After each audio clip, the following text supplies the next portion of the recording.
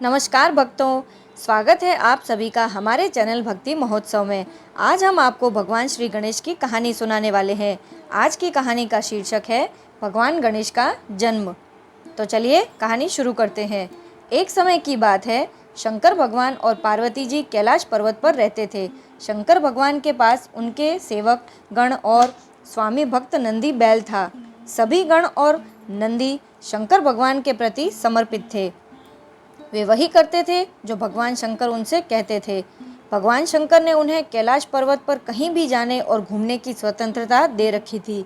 पार्वती जी गणों से बहुत प्रसन्न नहीं थी, क्योंकि वे कभी कभी उनके निजी क्षणों में हस्तक्षेप करते थे। एक दिन पार्वती जी घर में अकेली थी। वे स्नान करना चाह रही थी। उन्होंने नंदी से कहा कि वे किसी को अंदर नहीं आने दे, क्योंकि वह स्नान करने जा रही है। थोड़ी देर बाद शंकर भगवान वहां आए। नंदी सोच में पड़ गया कि वह अपने स्वामी को कैसे रोक सकता है। वह अपने विचारों में लीन था। शंकर भगवान ने घर में प्रवेश किया। उनको वहां देखकर पार्वती जी संकोच में पड़ गई। वह नंदी पर बहुत ही क्रोधित हुई। उन्होंने अपने मन में यह विचार किया कि सभी गण और नंदी भगवान शिव की ही आज्ञा का पालन करते हैं। मैं अपना गण रखूंगी जो मेरी आज्ञा का पालन करे। दूसरे दिन पार्वती जी ने हल्दी का उबटन लगाया और उनके पवित्र शरीर से निकले उबटन का एक ढेर जमा हो गया। उन्होंने इस हल्दी के ढेर से एक छोटे बालक की मूर्ति की रचना की तथा कुछ मंत्रों का उच्चारण कर मूर्ति को जीवन दिया। मूर्ति एक सुंदर बालक के रूप में परिवर्तित हो गई। वह दोनों हाथ जोड़कर झुककर बोला, प्रणाम माता। देवी पार्वती अपनी रचना देखकर बहुत प्रसन्न हुई। उन्होंने उसे अपनी बाहों में लेकर आशीर्वाद दिया। वह बोली, पुत्र, आज से तुम मेरी आज्ञा का पालन करोगे। माता, मैं वही करूँगा जैसा आप कहेंगी। कृपया बताइए मैं आपके लिए क्या कर सकता हूँ। पार्वती पुत्र ने कहा। उन्होंने कहा, पुत्र, मैं स्नान करने जा रही हूँ, तुम द्वार की रखवाली करो और किसी को अंदर नहीं आने देना। पार्वती जी ने उसकी सुरक्षा के लिए उसके हाथ में एक शूल दी। माता, आप चिंता नहीं करें, मैं द्वार की रखवाली करूँगा, उसने उत्तर दिया। पार्वती जी स्नान करने चली गई और उनका पुत्र द्वार पर रखवाली करने लगा। कुछ क्षणों के बाद शंकर भगवान वहां आए। द्वार पर एक अजनबी को बैठा देखकर वे आश्चर्यचकित हो गए। जब वे द्वार पर पहुंचे तो बालक ने उन्हें रोका। वह बोला, क्षमा करें श्रीमान, आप अंदर नहीं जा सकते। मेरी माँ स्नान कर रही है, आप प्रतीक्षा करें।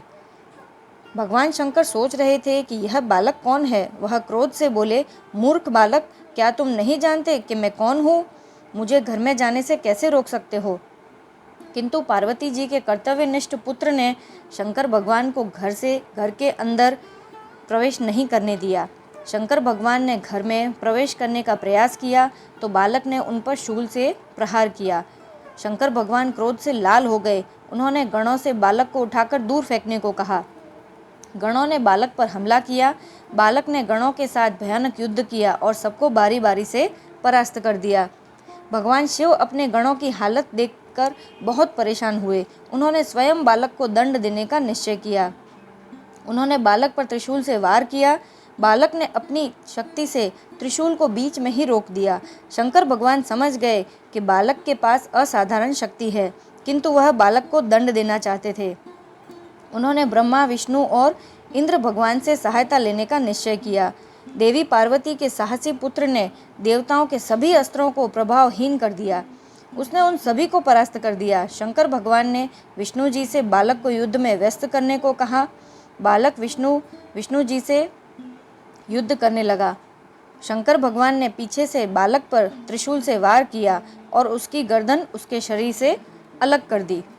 तेज प्रहार के कारण बालक का सिर वहां से दूर जा गिरा। सभी देवता और गण प्रसन्न होकर भगवान शंकर की जय जयकार करने लगे। तभी शोर सुनकर पार्वती जी वहां आई। अपने पुत्र की ऐसी दशा देखकर और रोते रोते भगवान शिव से बोली, भगवान, यह आपने क्या किया? आपने अपने ही पुत्र को मार दिया। भगवान शंकर आश्चर्य से बोले, हमारा पुत्र? देवी पार्वती, आप यह क्या कह रही हैं? पार्वती जी ने उन्हें पूरी कहानी सुनाई कि उन्होंने कैसे इस सुंदर बालक को निर्मित किया। पार्वती जी ने हजारों तपस्विनियों को निर्मित किया और उन्हें संपूर्ण पृथ्वी के विनाश करने का आदेश दिया। यह सुनकर सभी देवता आए और उनसे दया की प्रार्थना करने लगे। उन्होंने उनसे तपस्विनियों को रोकने का अनुरोध किया।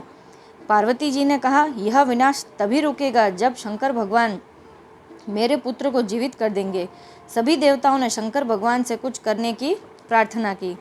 शंकर भगवान ने अपने गणों से कहा कि वे उत्तर दिशा में जाएं और जो भी जीव पहले दिखाई दे उसका सिर लेके आ जाएं। उनके गण जीव की खोज में निकल पड़े। उन्होंने सबसे पहले एक हाथी देखा और उसका सिर लाकर भगवान शंकर को दे दिया। शंकर भगवान ने हाथी के सिर को बालक के शरीर से जोड़ दिया। उन्होंने कुछ मंत्रों का पाठ करके उसे जीवित कर दिया।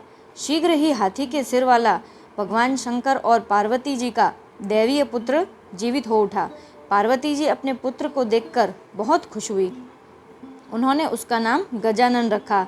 भगवान शंकर ने उसका नाम गणेश रखा और अपना प्रमुख गण घोषित किया। उन्होंने गणेश को आशीर्वाद दिया और कहा कि हर पूजा का शुभारंभ गणेश के नाम से किया जाएगा। तभी से शुभ कार्य और शुभ अवसरों का शुभारंभ गणेश के नाम से होता है।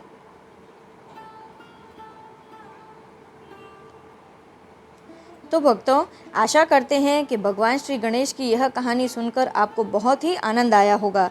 ऐसी ही और कहानियाँ सुनने के लिए हमारे साथ हमारे चैनल पर जुड़े रहें और हमारे चैनल को लाइक, शेयर और सब्सक्राइब ज़रूर से कीजिएगा। जय श्री राम। राधे राधे।